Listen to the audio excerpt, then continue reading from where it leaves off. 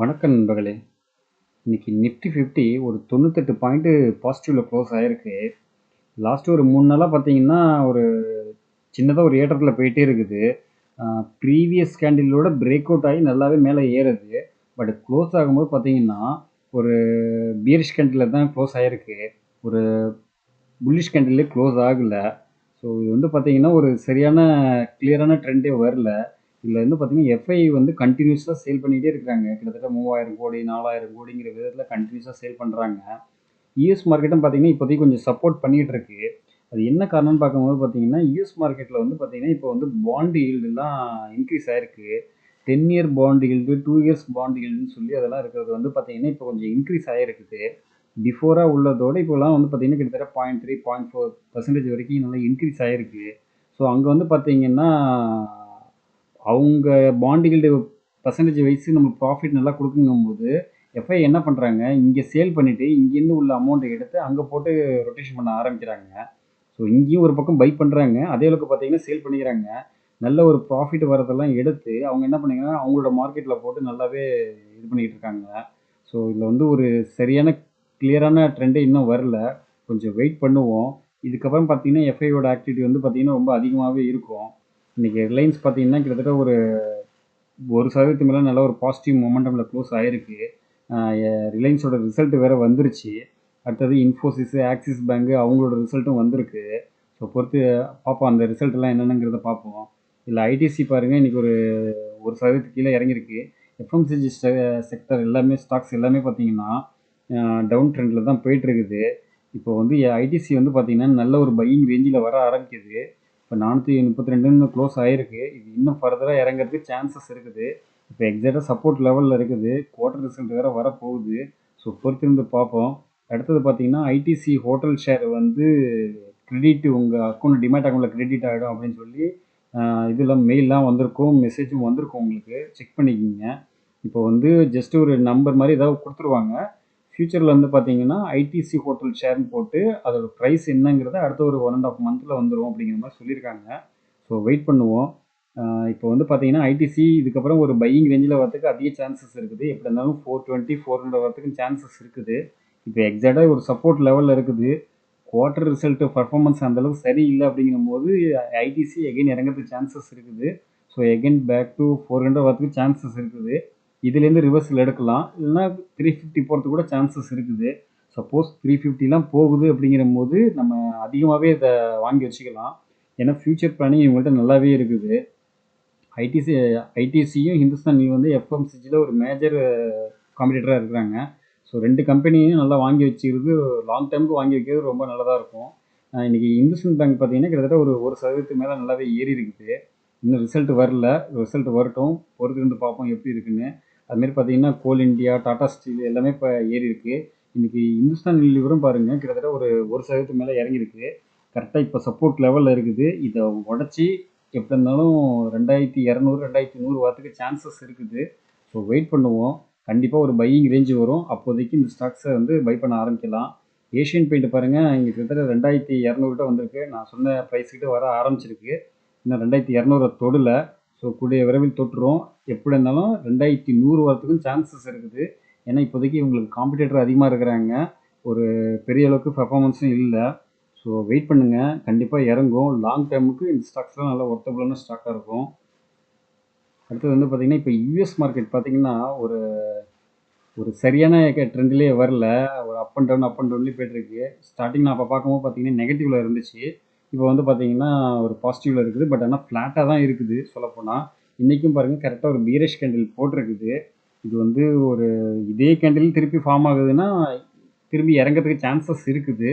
But கிளியராக சொல்ல முடியாது. இதே ட்ரெண்டிலே பாருங்கள், ஒரு அப்பு கொடுத்துருச்சு, இறக்கம், சின்னதாக ஒரு ஏற்றம், இறக்கம், ஏற்றம், இறக்கம் அப்படின்னு தான் போய்ட்டுருக்கு. இப்போ ஏற்றம் கொடுத்துருச்சு. ஸோ இதுலேருந்து இறங்கிறதுக்கு வாய்ப்புகள் இருக்குது. பட் ஆனால் கிளியராக சொல்ல முடியாது. வெயிட் பண்ணுவோம். அடுத்து வந்து பார்த்திங்கன்னா, S&P 500ம் பாருங்கள் ஒரு ஃப்ளாட்டான இதில் தான் இருக்குது. டவு ஜோன்ஸும் ஒரு ஃப்ளாட்டான இதில் தான் இருக்குது. ஸோ எல்லாமே பார்த்திங்கன்னா ஒரு ஃப்ளாட்டான இதில் தான். ஒரு பெரிய அளவுக்கு ஏற்றமே இல்லை. ஒரு நியூஸ் இம்பேக்ட்னால லாஸ்ட் ஒரு 3 நாளாக ஏறிட்டு இருக்குது. அதே மாதிரி பார்த்திங்கன்னா நம்ம மார்க்கெட்டு ஏறி இருக்குது. ஸோ மேபி நாளைக்கு நம்ம மாட்டு இறங்கலாம், இறங்காமல் போகலாம். ஏன்னா இப்போ வந்து பார்த்திங்கன்னா ரிலையன்ஸோட குவார்ட்டர் ரிசல்ட் வந்து பார்த்திங்கன்னா நல்லாவே கொடுத்துருக்காங்க அவங்க. அதில் வந்து பார்த்தீங்கன்னா இதில் வந்து இல்லை ப்ராஃபிட் வந்து பார்த்தீங்கன்னா இயர் ஆன் இயரில் 7% உயர்ந்திருக்கதா சொல்லியிருக்காங்க. ரெவென்யூ பார்த்தீங்கன்னா இயர் ஆன் இயரில் 7% உயர்ந்திருக்குன்னு சொல்லியிருக்காங்க.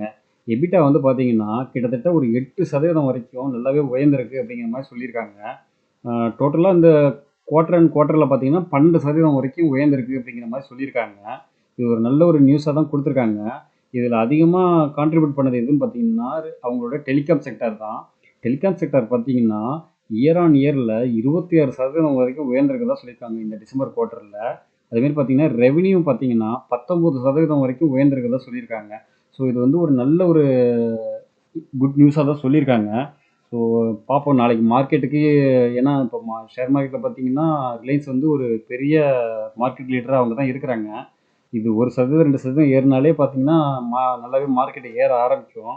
கூடவே பார்த்தீங்கன்னா இப்போ இன்ஃபோசிஸு, ஆக்சிஸ் பேங்க் அவங்களோட ரிசல்ட்டும் வந்திருக்கு. ஸோ அவங்களோட ரிசல்ட் எப்படி இருக்குங்கிறத பார்ப்போம். இல்லை இன்ஃபோசிஸ் பார்த்தீங்கன்னா குவார்டர் அண்ட் குவார்ட்டரில் பார்த்தீங்கன்னா ரெவென்யூ நல்லாவே இன்க்ரீஸ் ஆயிருக்கு. செப்டம்பர் குவார்ட்டரில் பார்த்தீங்கன்னா 40% 40,986 கோடி இருந்தது. இப்போ பார்த்தீங்கன்னா 41,766 கோடியாக இருக்குது. அதேமாதிரி பார்த்தீங்கன்னா டிசம்பர் குவார்ட்டர்லேருந்து, அதாவது 2023 டிசம்பர் குவார்ட்டர்லேருந்து பார்க்கும்போதும் நல்லாவே இன்க்ரீஸ் ஆகிருக்கு. ப்ராஃபிட்டும் பாருங்கள் நல்லாவே இன்க்ரீஸ் ஆகிருக்கு. டிசம்பர் குவார்ட்டரில் 2023 6,113 கோடியாக இருந்தது. இப்போ பார்த்தீங்கன்னா 6,822 கோடியாக இருக்குது. குவார்டர் ஆன் குவார்ட்டர்லையும் சரி, இயர் ஆன் இயர்லையும் சரி நல்லாவே இம்ப்ரூவ்மெண்ட் ஆகிருக்குது. என்னென்னா பெரிய அளவுக்கு இல்லை, ஒரு ஆவரேஜான இதில் தான். இப்போ வந்து ஹச்சிஎல் ரிசல்ட் இருந்தது. அவங்களும் பார்த்தீங்கன்னா ஒரு பெரிய அளவுக்கு பர்ஃபார்மன்ஸ் பண்ணல. ஒரு 5% வரைக்கும் குவார்டர் அண்ட் குவார்ட்டரில் பார்த்தீங்கன்னா இன்க்ரீஸ் ஆகிருக்குது. அதே மாதிரி ரிசல்ட்டு தான் இப்போது இன்ஃபோசிஸும் கொடுத்துருக்காங்க.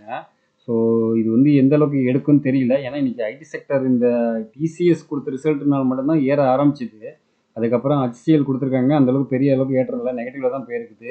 இப்போ இன்ஃபோசிஸ் பார்த்தீங்கன்னா ஒரு ஆவரேஜான இதில் தான் கொடுத்துருக்காங்க. ஸோ வெயிட் பண்ணுவோம், நாளைக்கு எப்படி பாசிட்டிவாக எடுத்துக்குதா இல்லை நெகட்டிவாக எடுக்குதா என்னன்னு தெரியல. பார்த்துக்கிட்டு மார்க்கெட் சுச்சுவேஷன் பார்த்து நம்ம இது பண்ண ஆரம்பிக்கலாம். அடுத்தது ஆக்சிஸ் பேங்கோட ரிசல்ட் பார்த்தோம்னா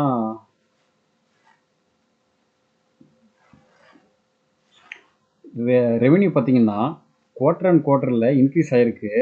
அதே இது இயர் ஆன் இயர்லையும் பார்த்தீங்கன்னா நல்லாவே இன்க்ரீஸ் ஆகிருக்கு. ஆனால் ப்ராஃபிட் வந்து பார்த்தீங்கன்னா குவார்டர் அண்ட் குவார்ட்டரில் நல்லாவே டிக்ரீஸ் ஆகிடுச்சு.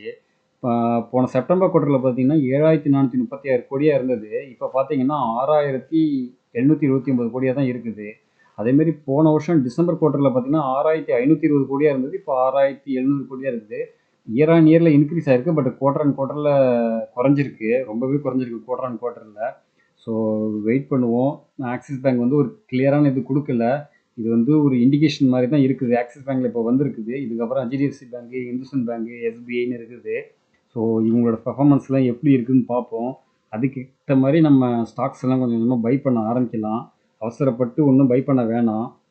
இன்னும் மற்ற ஸ்டாக்ஸும் இனிமேல் குவார்ட்டர் ரிசல்ட்லாம் வர ஆரம்பிக்கும். இந்த குவார்ட்டர் ரிசல்ட்டை பொறுத்து தான் எப்படி மார்க்கெட் மூவ் ஆகுதுங்கிறத பொறுத்து தான் இருக்குது.